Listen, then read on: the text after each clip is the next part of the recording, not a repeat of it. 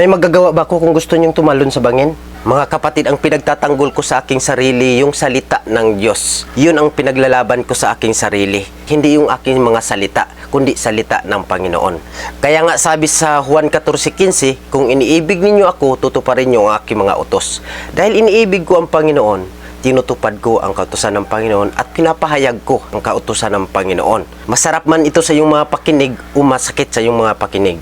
Sasabihin ko ang katotohanan at tama, masakit man ito para sa inyo. Hindi pa ako nagmamayabang sa aking sarili na malakas ako o ano ako ngayon sa Panginoon, kundi sinasabi ko lamang ang katotohanan. Dahil isa rin ako makasalanan at nagkakasala. Siguro maliit lang yung kasalanan mo kaysa kasalanan ko na nagawa.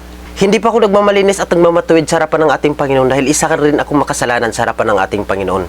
Kaya wala akong may pagyayabang sa inyo na kung ano ako sa harapan ng ating Panginoon. Dahil isa rin akong marumi sa harapan ng Panginoon at isa rin akong makasalanan sa harapan ng Panginoon. Kaya kapatid, huwag kayong masaktan sa mga sinasabi ko. Kasi isa rin ako sa sinasabihan ko at isa rin ako sa sinisermonan ko sa aking sarili. Una ko po sinisermonan yung aking sarili bago po kayo. Kami po nangaral ng salita ng Diyos, malaki po ang aming pananagutan sa harapan ng ating Panginoon dahil sa aming mga sinasabi. Once na nagtuturo kami sa inyo at di namin sinusunod sa aming mga sarili, kami po ang mananagot sa harapan ng Panginoon. At dubli po o tripli ang aming kasalanan sa harapan ng Panginoon. At hindi manghihinayang ang Panginoon na ibulid kami dun sa dagat-dagatang apoy sa impyerno. Kaya mga kapatid, wala kayong ikakasama ng loob sa akin. Kasi unang pinapangaralan ko yung sarili ko bago kayo. Sa lahat ng mga nangaral ng salita ng Diyos, unang pinapangaralan nila yung kanilang mga sarili bago po kayo. Kaya huwag po kayo masaktan. Nagsasabi lang po kami ng katotohanan at tama kung ano ikakatuwid natin sa harapan ng ating Panginoon. Kasi para sa akin, pinagtatanggol ko si Lord, hindi yung aking sarili. Kasi napakalaki ng utang na loob natin sa Panginoon, pero baliwala lang sa atin. Kaya nga tayo, kapag mayroon tayong utang na loob sa ating kapwa, nagmamagandang loob tayo sa kapwa natin kung paano natin masuklian. Napakakapal ng mukha natin. Nagpapako sa krus ng Kalbaryo si Kristo para sa kasalanan natin, pero tayo, baliwala lang natin si Kristo. Hindi natin sinusunod ang naayon sa kalooban ng Panginoon.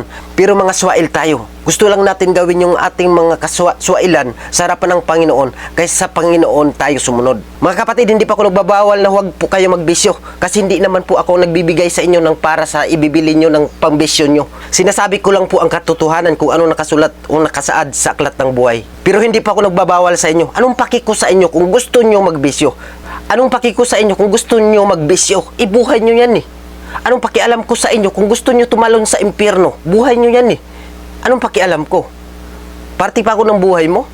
Para panginayangan ko kayo na gusto nyo tumalon sa impyerno at pipigilan ko kayo? Wala po akong karapatan na magpigil sa inyo na tumalon kayo. Wala po akong karapatan na pumigil sa inyo. Wala po akong karapatan na pumigil sa inyo para hindi kayo tumalon sa impyerno.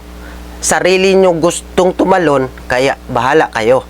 Sinasabi ko lang yung katotohanan dito. Huwag po kayong magalit sa akin. Kasi sinasabi ko lang katotohanan dito. Nagpapayo lang ako, nagsasabi lang kung gusto nyo. Pero kung hindi nyo gusto, kung ayaw nyo, wala akong pakialam sa inyo. Kung tumalon kayo sa impyerno, hindi naman ako ang tatalon Kayo naman Gusto ko lang iparamdam sa inyo at pamukha sa inyo na balang araw, mas masasabi nyo na totoo yung sinasabi ni Brother Johnny o ni Boy Assorted. Na may langit at impyerno.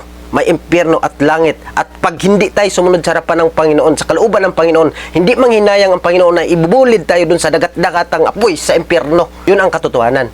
Kaya ngayon, kung nasa layaw ka ng sanlibutan at gumagawa ka sa layaw ng sanlibutan, wala akong pakialam sa'yo. Marami diyang mga video na nakakatawa, nakakatuwa, nakakalungkot, mga madrama. Marami mga video dyan na gusto mong panoorin, na gusto ng puso't isipan mo, na gusto nyong panoorin kaysa salita ng Diyos. Di ba dati sa mga content ko, tuwang-tuwa kayo na halos nagpapakatanga ako dito sa social media, nakakatawa, anong ginagawa ko na sa buhay ko, para matuwa lang kayo, ngumiti lang kayo.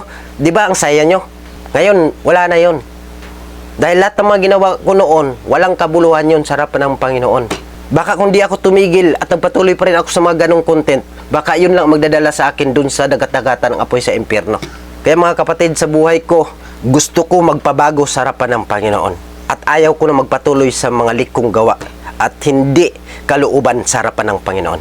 Kapatid, hindi ako nag-content ngayon para pangitiin ko kayo, para matuwa kayo sa mas sinasabi ko, kundi sinasabi kong katotohanan kung ano ang tama at mali. Masakit man ito sa inyong mga kalooban, kasi ang iniisip ko, ito'y kalooban ng Panginoon para sa atin.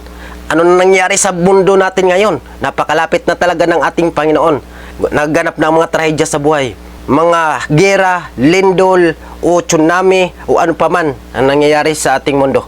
Nangahulugan lang na malapit na talaga ang Panginoon. Kung noon malapit na ang Panginoon, mas lalo ngayon napakalapit ng Panginoon.